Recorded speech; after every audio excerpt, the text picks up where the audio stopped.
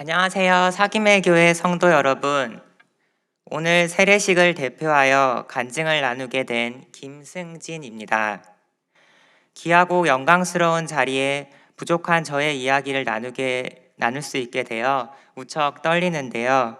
진심으로 축복해 주셔서 정말 감사드립니다. 예수님을 만나기 전에 저를 돌아보면 괴테의 작품 파우스트에 나오는 이런 구절이 떠오릅니다. 인간은 지향하는 한 방황한다. 과거의 제 삶이 딱 그랬습니다. 저는 늘 머리로만 답을 찾으려 했습니다. 신은 과연 존재하는가? 모든 것은 왜 무가 아니라 유인가? 같은 근원적인 질문들에 집착하면서 어떻게든 저 스스로 명쾌한 답을 내리려고 했습니다.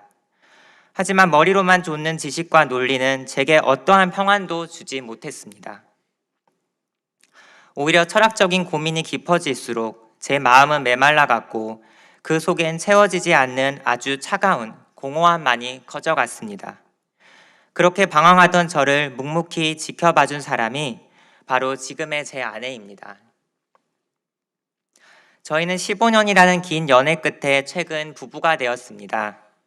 그 긴 시간 동안 5년은 아내가 미국에 유학을 가 있어 장거리 연애를 해야만 했습니다.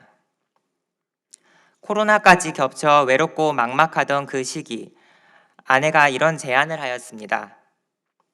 매주 분당 우리 교회 이찬수 목사님의 설교 영상을 같이 보고 이야기를 나누자고요.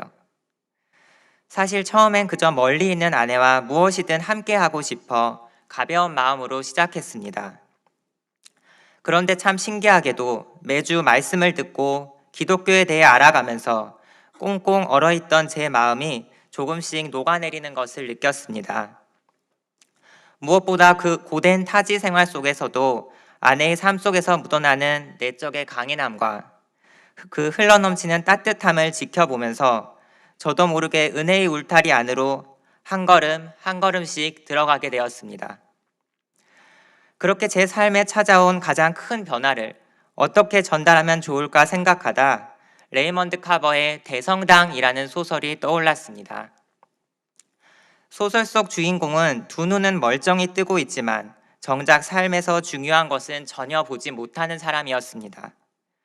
어느 날 그의 집에 시각장애인 손님이 찾아옵니다. 우연히 그와 함께 대성당에 대해 이야기를 나누게 되지만 주인공은 대성당의 웅장함을 말로 제대로 설명하지 못합니다. 보고 있어도 보지 못하는 거죠. 그러나 시각장애인 손님이 다가와 주인공의 손 위에 자신의 손을 포개어 잡습니다. 그리고 눈을 감고 나와 함께 대성당을 그려보자고 하고 이끌어주죠. 처음엔 그 상황을 어색해하던 주인공도 포개어진 손의 온도에 의지해 어느새 온 마음을 다해 대성당을 그리기 시작합니다. 그리고 마침내 두 눈을 질끈 감은 그 캄캄한 상태에서 주인공은 오히려 눈으로 볼 때보다 훨씬 더 벅찬 경이로움을 느끼며 이렇게 외칩니다. It's really something. 예수님을 알기 전에 제가 바로 두 눈을 뜨고도 아무것도 보지 못하던 그 소설 속 주인공이었습니다. 알량한 논리와 지식이라는 잣대로만 세상을 보려고 했으니까요. 그런 제게 아내는 소설 속의 시각장애인처럼 다가와 주었습니다. 차갑게 굳어있던 제 손을 꼭 잡고 제 눈에는 보이지 않던 영적인 세계를 함께 그려주었습니다. 그렇게 아내의 손을 잡고 정착하게 된 곳이 바로 이곳 사김의 교회입니다. 그리고 매주 유병희 목사님의 설교를 들으면서 저는 드디어 제 안에 완성된 그 그림의 정체가 무엇인지 깨닫게 되었습니다. 그 경이로운 무언가는 다름 아닌 예수님의 사랑입니다. 제가 머리로만 이해하려고 했던 기독교의 핵심이 십자가에서 보여주신 조건 없고 한없는 사랑이라는 것을 저는 비로소 가슴 깊이 따뜻한 온기로 느끼게 되었습니다.